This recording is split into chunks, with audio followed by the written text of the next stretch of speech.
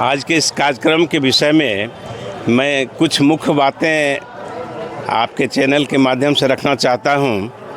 आज का यह श्रद्धा अर्पण शांति पाठ का कार्यक्रम पटना बौद्ध विहार और अंबेडकर शोध संस्थान से आए हुए हमारे 4 पूज्य भंते जी ने यहाँ आकर के जो इस कार्यक्रम को सफलतापूर्वक संपन्न करवाए, उनको मैं बहुत बहुत साधुवाद देता हूँ, आभार प्रकट करता हूँ। और दूसरी बात ये बोलना चाहता हूँ कि हमारे बीच में आज से 20 वर्ष पहले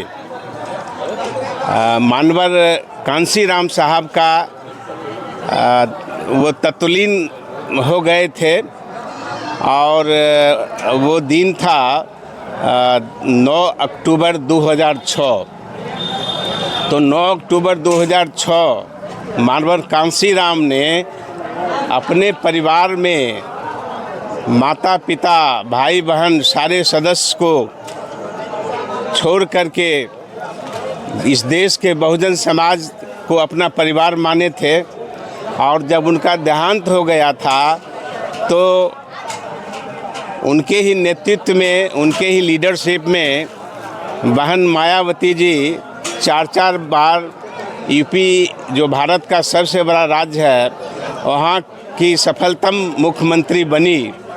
और मानवर साहब का जो श्रद्धार्पण शांति पाठ का कार्यक्रम उन्होंने आयोजित किया था, न केवल इस पाठ का आयोजन किया था बल्कि उन्होंने ही मानवर साहब को कंधा दी थी और वो उनके शव को कंधा दी थी और मुखाग्नि भी दी थी। उसके बाद वो कार्यक्रम बौद्ध रीति से अंबेडकर विचार के तहत संपन्न कराया गया था। जब मैं इस कार्यक्रम को टीवी पर देख रहा था तो इसका असर मुझ पर इतना पड़ा कि मैंने भी ये प्रण लिया था कि जिस देहांत पर यहाँ के लोग स्वर्ग और नरक के ब्राह्मणों द्वारा दिखाया गया झूठी कहानी को गढ़ करके श्राद्ध करवाते थे, उसके जगह पर बहन मायावती जी ने पूज्य भंते जी को बुला करके और उनके द्वारा ये कार्यक्रम संपन्न करवाई थी। उसके बाद उन्हें ससम्मान आदर के साथ चीवर दान करके और विदाई दी थी। तो उसी को सीखते हुए हमने भी इस तरह के कार्यक्रम को किया है अपने पत्नी के देहांत के अवसर पर। और आज मैं इस मैदा भवन गामा में यहाँ के जिनकी पत्नी का देहांत हुआ श्री ओम प्रकाश बौद्ध जी के गृह तथा अंबेडकर मिशन पब्लिक स्कूल में उपस्थित हूँ। और उन्हीं के आग्रह पर हम लोगों ने अपने सर्किल के सभी बंधुओं को मिलकर के और इस कार्यक्रम को अंजाम दिया। सफलतापूर्वक आज कार्यक्रम संपन्न हो गया। और मैं अपील करता हूं कि बहुजन समाज के लोग जो भी इस कार्यक्रम को देखे सुने हैं वो अपने परिवार में इसी रीति से, इसी रिवाज से कार्यक्रम को करें और ये उनके हित में, परिवार के हित में और समाज के हित में बहुत अच्छा रहेगा।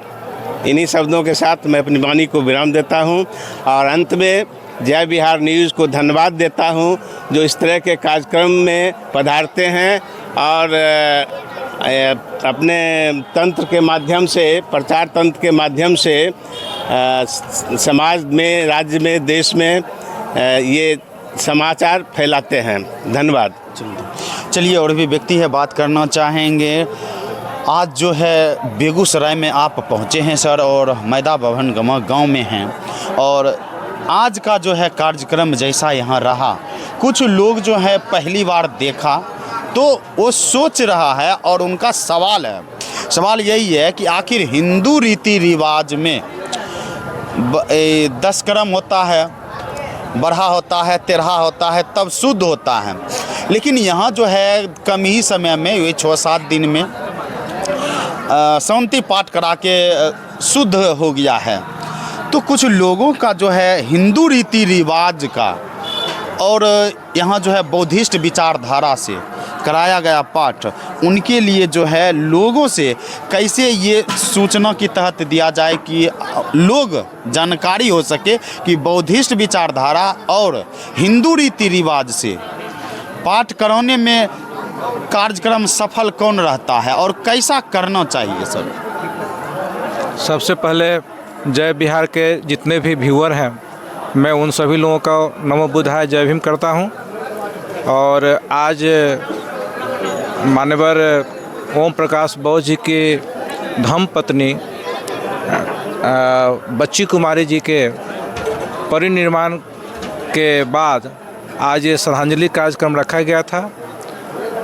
ये बौद्ध रीति से हम लोग 10 कर्म या श्राद्ध कर्म या 13वीं हम लोग नहीं करते हैं। इसमें जब आदमी का मृत्यु होती है तो मृत्यु के बाद हम लोग दाह संस्कार पूरे सम्मान के साथ करते हैं, और उसके बाद जो हमारे मृत व्यक्ति हैं उनके याद में हम लोग श्रद्धांजलि कार्यक्रम रखते हैं। उसमें हम लोग अपने बंधु बांधव को बुलाते हैं और उनके प्रति जो उन्होंने परिवार के लिए और अपने समाज के लिए जो उनका योगदान होता है, उनके प्रति हम लोग अपनी कृतज्ञता प्रकट करते हैं। इस अवसर पर उनको हम लोग पुष्प अर्पित करते हैं।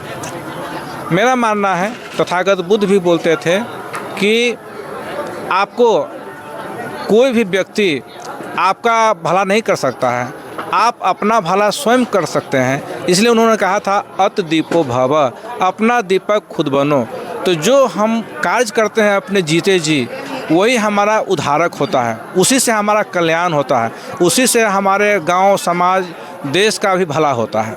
तो अब ये ब्राह्मणी रिवाज में 13 दिनों की जो परंपरा है, तो उसमें ब्राह्मण समाज के भी लोग अभी ये जो लंबी चौड़ी जो परंपरा है उसका लोग विरोध कर रहे हैं, मृत्यु भोज का विरोध कर रहे हैं। तो क्यों कर रहे हैं? क्योंकि समाज के द्वारा उस पर एक तरह से थोप दिया जाता है।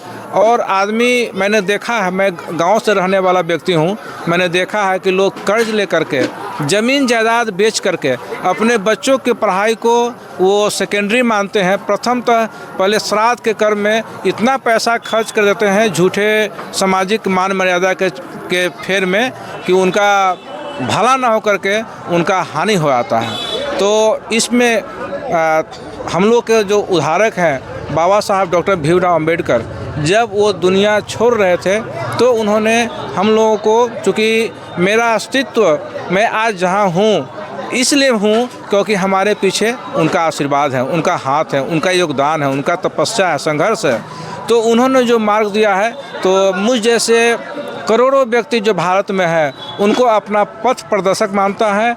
और उन्होंने बौद्धिज्म का दीक्षा लिया था, क्योंकि बौद्ध धर्म का जो विचार है वो सामयिक है, वैज्ञानिक दृष्टि पर खरे उतरने वाला है और समाज का भला होने वाला है। इसमें किसी तरह का अंधविश्वास, जादू टोना का कोई स्थान नहीं है।